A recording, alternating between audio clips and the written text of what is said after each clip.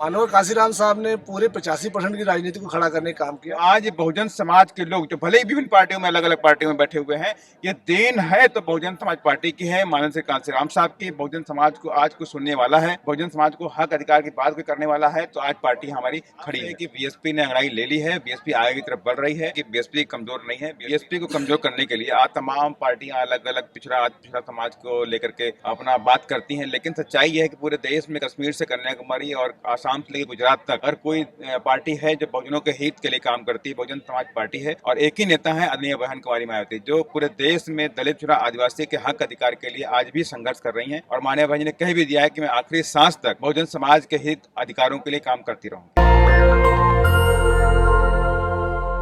मैं इस समय दलित प्रेरणा केंद्र पर हूँ। आज राजनीति के रसायन शास्त्री मान्यवर कांशीराम साहब की जयंती मनाई जा रही है। मेरे कैमरामैन दिखाएंगे, बहुजन प्रेरणा केंद्र है ये। बहुजन प्रेरणा केंद्र, सोचिए ये एक बड़ी बात है। ये दलित प्रेरणा केंद्र नहीं है, मैं माफ़ी चाहता हूँ, बहुजन प्रेरणा केंद्र।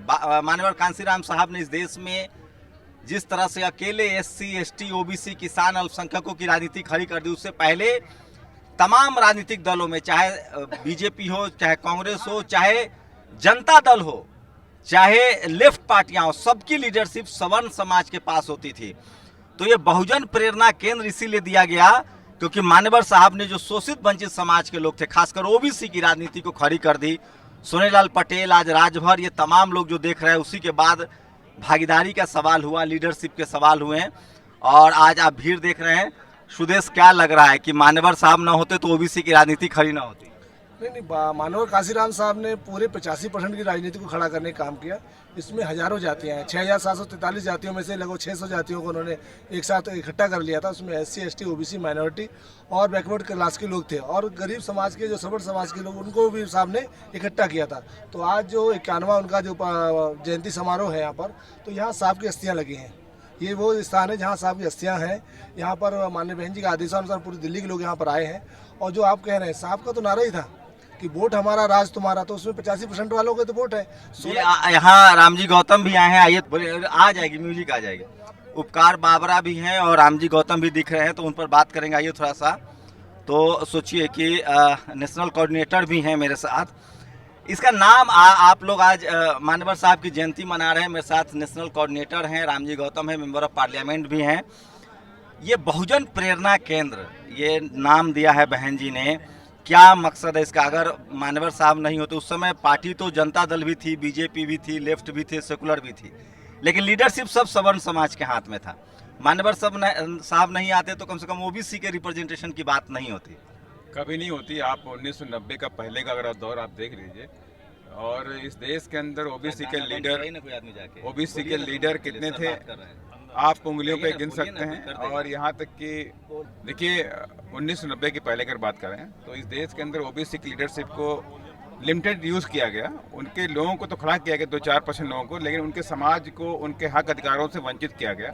और उसी तरह से दलितों का भी यही हाल रहा कि लंबे अरसे तक, देश की आज़ादी से पहले बाबा साहब डॉक्टर अम्बेडकर इस बात को समझ गए थे कि देश के अंदर, इस देश जो हजारों साल से गुलामी का जीवन जी रहे हैं, और जो वंचित समाज के लोग हैं, जो दबे कुचले लोग हैं, उनको आने वाली सरकारें लंबे अरसे तक या जल्दी इनको कोई हक अधिकार देने वाली नहीं है। इस बात को मान चुके थे, और इसीलिए बाबा साहब डॉक्टर अम्बेडकर ने अपने तमाम तरह के राजनीतिक प्रयोग भी करे, और जिसमें शेड्यूल कास्ट ऑफ फेडरेशन और बनाया भी, और लेबर पार्टी ऑफ इंडिया भी बनाई। और उसके बाद भी आपने देखा कि RPI की परिकल्पना भी उन्होंने करी थी कि RPI का भी उन्होंने अपना एजेंडा बनाया था कि RPI बनाएंगे। लेकिन ये सच्चाई रही कि कांग्रेस ने बाबा साहब के सामने तमाम तरह के रोड़े खड़े किए ताकि वंचित समाज की आवाज़ ना बन पाए। लेकिन ये बात माननीय कांशीराम साहब समझ चुके थे। उनके स्टडी करने के बाद उनको मालूम हो चुका था कि RPI का फेल होना ये बड़ा दुखद है, और इसका मतलब साफ हो गया कि लंबे अरसे बाद इस देश में दलितों, पिछड़ों, आदिवासियों को उनका हक अधिकार मिलने वाला नहीं है। जिस तरह से काका का लेकर आयोग बनाया गया, उसके रिपोर्ट को ठंडे बस्ते में डाल दिया गया, तब माननीय कांशीराम साहब को लग गया था कि मुझे भी एक ऐसा प्लेटफॉर्म खड़ा करना पड़ेगा जो इस देश के अंदर उन तमाम वंचित समाज के लोगों को, बहुजनों को उनका हक अधिकार दे सके। तब जाकर के तमाम अलग अलग संगठनों को बनाने के बाद बामसेफ बनाया, DSP बनाया, और तब जाके फाइनली 14 अप्रैल 1984 बहुजन समाज पार्टी बनाई गई। और बहुजन समाज पार्टी ने अपने अथक प्रयासों से इस देश के अंदर, और जो माननीय कांशीराम साहब का सराहनीय काम है, त्याग, तपस्या, बलिदान, उनको आज हम लोग अपना प्रेरणा का स्रोत मानते हैं कि उनको देख के लगता है कि हम लोग अभी बहुत पीछे हैं, बहुत कम काम कर रहे हैं, हमें और ज़्यादा काम करना चाहिए। वो हमारे प्रेरणा के स्रोत भी हैं। तो उनकी जो उन्होंने जो अपना प्रैक्टिकल किया, साइंटिस्ट थे वो, प्रैक्टिकल पर प्रयोग पर ज़्यादा विश्वास करते थे। उसको फिर करने के बाद ही 14 अप्रैल 1984 पार्टी बनाई और पार्टी बहुत कम समय के अंदर ही आपने देखा कि 93-94 में हम सरकार में सत्ता में आ गए और फिर उसके बाद कंटिन्यू 4 बार उत्तर प्रदेश की सत्ता को हमने संभाला भी है।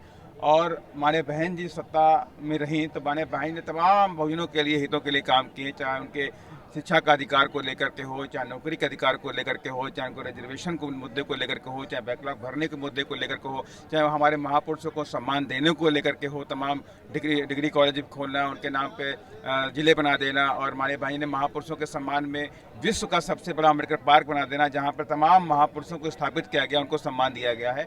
इस तरह से आज जो चीज़ है, घटनाक्रम है और आज मानवर कांसीराम साहब का जन्म दिवस है, तो हम मानवर कांसीराम साहब के जन्म दिवस को बहुजन दिवस के रूप में मनाते हैं कि अगर वो नहीं होते तो आज बहुजन समाज के लोग जो भले ही विभिन्न पार्टियों में, अलग अलग पार्टियों में बैठे हुए हैं, ये देन है तो बहुजन समाज पार्टी की है, माननीय श्री कांसीराम साहब की। बहुजन समाज को आज कुछ सुनने वाला है, बहुजन समाज को हक अधिकार की बात भी करने वाला है, तो आज पार्टी हमारी खड़ी है। संसद साहब कैसे देखते हैं आज अति पिछड़ा की बात हर राजनीतिक दल कर रहा है, लेकिन आप देखिए राजीव गांधी जब भी प्रधानमंत्री हैं तो यूपी में सारे सवर्ण समाज के मुख्यमंत्री हैं, इंदिरा गांधी भी है तो सवर्ण समाज के मुख्यमंत्री हैं। तो पूरी जो खासकर जो पिछड़े अति पिछड़ों की जो भागीदारी है वो बीएसपी बनने के बाद तय हुई। तमाम नेता आए, तमाम राज्यों में उनकी याद आ रही है, तो और इसीलिए शायद बहुजन प्रेरणा केंद्र नाम दिया गया है यहाँ, क्योंकि उन्होंने सबसे ज़्यादा ओबीसी की राजनीति खड़ी की, मंडल कमीशन की सिफारिशें लागू हुई, वोट क्लब पर बड़ा आंदोलन चला। देखिए, ये तो पूरा देश जानता है कि अगर मंडल कमीशन की सिफारिश देश में अगर लागू हुई तो इसके पीछे मानवर कांसीराम साहब और आदरणीय बहन जी का बहुत बड़ा योगदान है। और यहाँ तक कि वोट क्लब ही नहीं, मानवर श्री कांसीराम साहब ने पूरे देश के अंदर 50 रैलियाँ भी अलग अलग करी हैं मंडल कमीशन की सिफारिश को लागू करवाने के लिए। और उसके बाद कई महीने तक धरना प्रदर्शन वोट क्लब में भी हुआ और उसमें तमाम तरह के मानवर कांसीराम साहब ने ही नारे दिए कि वोट से लेंगे सीएम पीएम, मंडल से लेंगे एसपीडीएम और मंडल कमीशन लागू करो वरना कुर्सी खाली करो, जैसे क्रांतिकारी नारे भी देने का काम किया है।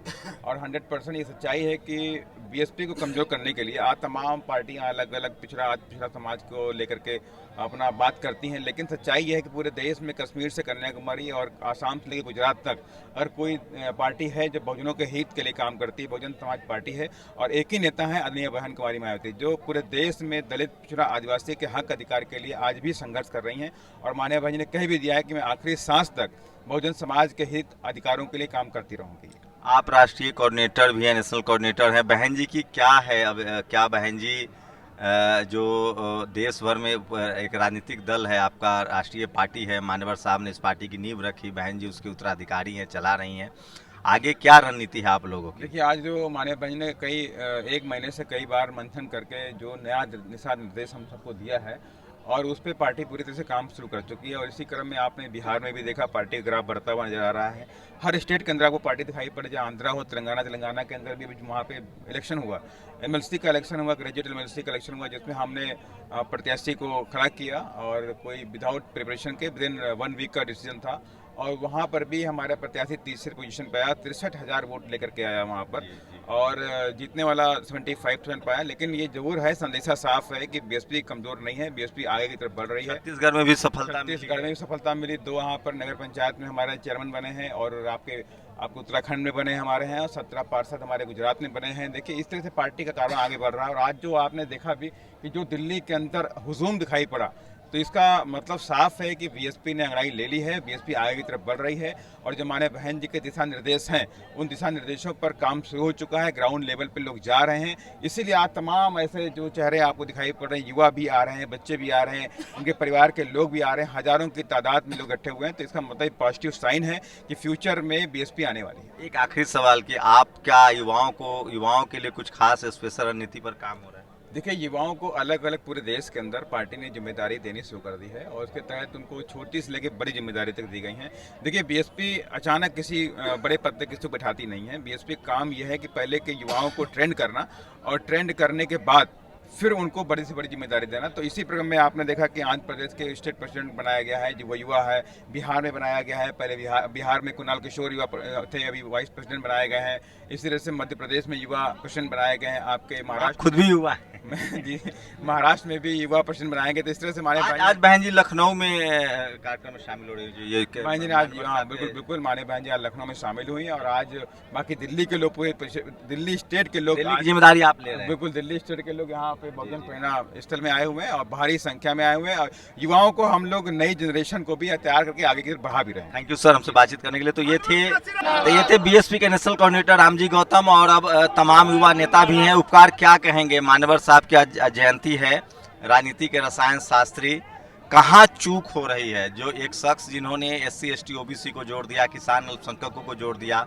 राष्ट्रीय पार्टी बन गई थी, अब कहाँ चूक हो रही है? सबसे पहले तो आपके माध्यम से शंभू भाई बहुजन समाज के तमाम भाइयों बहनों को मान्यवर साहब काशीराम जी की 91वीं जयंती की शुभकामनाएं, मंगल कामनाएं देते हैं। और रही बात चूक की, तो देखिए साहब काशीराम जी जमीनी स्तर पर काम करने वाले व्यक्ति थे। उनके अगर हम लोग जीवन को पढ़ते हैं तो जानेंगे कि उन्होंने छोटी छोटी चीज़ों में अपनी भूमिका निभाई। जमीनी स्तर से काम करके वो बुलंदियों तक पहुँचे, और आज हम लोग के बीच में पूज रहे हैं। आज अगर तमाम बहुजन भाई बहन उनको अपना आइडल मान रहे हैं तो वो इसकी वजह से, क्योंकि उनका दिली जुड़ाव रहा है, उनका हृदय से जुड़ाव रहा है हर व्यक्ति के साथ में। तो मैं तो यही कहूँगा कि आज बहुजन समाज पार्टी को उसी पैटर्न पर चलने की आवश्यकता है जिस पैटर्न पर साहब के दौर में चला करती थी, जो ज़मीनी स्तर से जो है जुड़ा हुआ था, और कैडर बेस जो है हमारा बेस रहा करता था कैडर। उसी चीज़ पे अगर हम लोग चलेंगे तो निश्चित तौर पर सोचिए, बहुजन प्रेरणा केंद्र पर खड़ा हूँ, मानवर साहब, दलित राजनीति तब भी थी, लेकिन OBC की राजनीति लगभग मानवर साहब के आने के बाद शुरू होती है। और ऐसे लोग जो आम कार्यकर्ता है, कहाँ से आई हैं बहन जी? मैं साकेत विधानसभा से। तो मानवर साहब को की जयंती पर आई हैं यहाँ? हाँ जी बिल्कुल, जयंती पे आई। क्या उनमें खास लगता था? खास लगता था, हमने बहुत संघर्ष करा। अब मान्यवर साहब के, मान्यवर काशीराम जी के साथ में खास क्या उन्होंने अभी क्या खास लग रहा है? नहीं, आप भी थी उस आंदोलन? बिल्कुल, मेरा जो सर फटा हुआ है वो अभी वायरल हो रखा है, मैं उसमें मैं हूँ, कमलेश भाटला मेरा नाम है। और साहब के साथ है, जब प्रदर्शन यहाँ जंतर मंतर में यहाँ पे हुआ था, तो मैं तो साहब की बहुत बड़ी अनुयायी हूँ, और शुरू से ही काम कर रही हूँ मैं तो, और करती रहूँगी। ये आम लोग हैं, और मानवर साहब ने तमाम शोषित वंचित समाज के लोगों को राजनीति से जोड़ा, और यही उनकी खासियत थी, और इसी वजह से उनको लोग नमन कर रहे हैं, याद कर रहे हैं। सोचिए कि बहुजन प्रेरणा केंद्र नाम है, खासकर OBC कम्युनिटी को जोड़ने के लिए बहुत काम किया उन्होंने, लंबा संघर्ष किया, और पार्टियां बहुत सारी थी, लेकिन उस समय SC ST OBC के लीडरशिप की बात नहीं होती थी। इसलिए उनको राजनीति का रसायन शास्त्री कहा जाता है कि उन्होंने लीडरशिप उभारा, लीडरशिप बनाया है, और इस वजह से आज जो SC ST OBC की पॉलिटिकल भागीदारी की बात हो रही है। सोचिए, उस समय तमाम पार्टियां थी, उस समय कांग्रेस थी जिसमें सवर्ण लीडरशिप थी, BJP भी थी, लेफ्ट भी थी जिसकी सवर्ण लीडरशिप थी, उस समय जनता दल भी था जिसमें भी सवर्ण लीडरशिप था, लोहिया थे, समाजवादी में लोहिया थे, जनता दल में जयप्रकाश नारायण थे, सब सवर्ण लीडरशिप वाली पार्टियां थी। लेकिन राजनीति के रसायन शास्त्री मानवर कांसीराम साहब ने जो राजनीतिक खेल खेला, जो उन्होंने राजनीतिक जो दिशा दी देश को, और जितनी जिसकी संख्या भारी उसकी उतनी भागीदारी, उसके बाद आज तमाम देख रहे हैं कि उसी के बाद जगदेव बाबू का सपना पूरा हुआ, भारत रत्न जननायक कर्पूरी ठाकुर का मिशन पूरा हुआ, और आज तमाम दलों में होड़ लगी है कि हम SC ST OBC को रिप्रेजेंटेशन दे रहे हैं। सोचिए, उस समय लेफ्ट में अब जाकर D राजा को जनरल सेक्रेटरी बनाया गया है, अब जाकर जनता दल में प्रधानमंत्री जनता दल का बना, गैर कांग्रेसी तो भी सवर्ण बने, फिर राजीव गांधी सत्ता से बाहर हुए तो भी सवर्ण प्रधानमंत्री बने। तो सबसे ज़्यादा मानवर कांसीराम साहब की राजनीति से अगर किसी को फायदा हुआ तो वो OBC समाज था, और इसीलिए इसका नाम बहुजन प्रेरणा केंद्र है। आपको समझना पड़ेगा कि आज जो भी SC ST OBC की लीडरशिप मिल रही है, जो भी पार्टी हो, आपको जो भी मौका मिल रहा है, वो सिर्फ और सिर्फ मान्यवर साहब के राजनीतिक संघर्षों का नतीजा है कि तमाम पार्टियां, तमाम दल आज मजबूर हैं SC ST OBC नेताओं को अपनी पार्टियों में मिलाने के लिए, क्योंकि उन्होंने जहां नया लीडरशिप तैयार किया, वही उन्होंने समाज को भी जागरूक किया और वोट की अहमियत समझाई। और बाबा साहब ने जो संवैधानिक अधिकार हमारे लिए संविधान में लिखा था, उसको मान्यवर साहब ने घर घर तक साइकिल से पहुंचा दिया। इसलिए उनको राजनीति का रसायन शास्त्री कहा जाता है, और 412 सीट जीतने वाले कांग्रेस को भी चुनाव हारने के लिए मजबूर होना पड़ा था।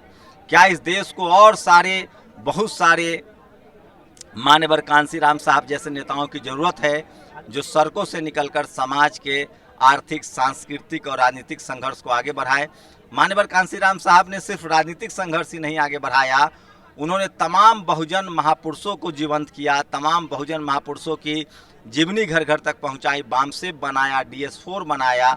तो ये भी उनका एक बड़ा योगदान था। पेरियार ललई सिंह यादव हों, जगदेव बाबू हों, चाहे जननायक कर्पूरी ठाकुर हों, इन तमाम महापुरुषों को, संत गाडगे हों, इन सब को घर घर तक पहुंचा। यहाँ तक कि जो सर छोटू राम थे उनको इतिहास को, जो किसान समाज से आते थे उनके इतिहास को भी जीवंत किया।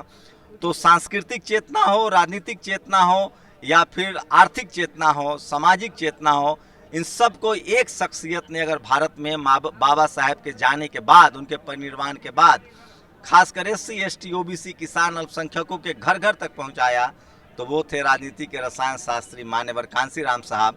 आज उनकी जयंती है। जैसे जैसे भारत का डेमोक्रेसी, लोकतंत्र मजबूत होगा, शोषित वंचित समाज के लोग पढ़ते लिखते जाएंगे, मान्यवर कांसीराम साहब की राजनीति और धारदार और उनका सम्मान और बढ़ता चला जाएगा। और इसीलिए पूरा बहुजन समाज चाहता है कि मान्यवर कांसीराम साहब को भारत रत्न से सम्मानित किया जाए। आप लोग अपनी राय जरूर दीजिए, आपकी राय बहुत जरूरी है। कैमरामैन आशीष के साथ शंभू कुमार सिंह, नेशनल दस्तक, दिल्ली। नेशनल दस्तक की आपसे गुजारिश है कि अगर इसको बचाना चाहते हैं तो नेशनल दस्तक को सब्सक्राइब करने के लिए रेड कलर के सब्सक्राइब बटन को दबाएं, फिर बेल आइकन की घंटी दबाएं। नेशनल दस्तक को बचाने के लिए बहुत जरूरी है कि हर खबर को शेयर करें, लाइक करें, कमेंट जरूर करें।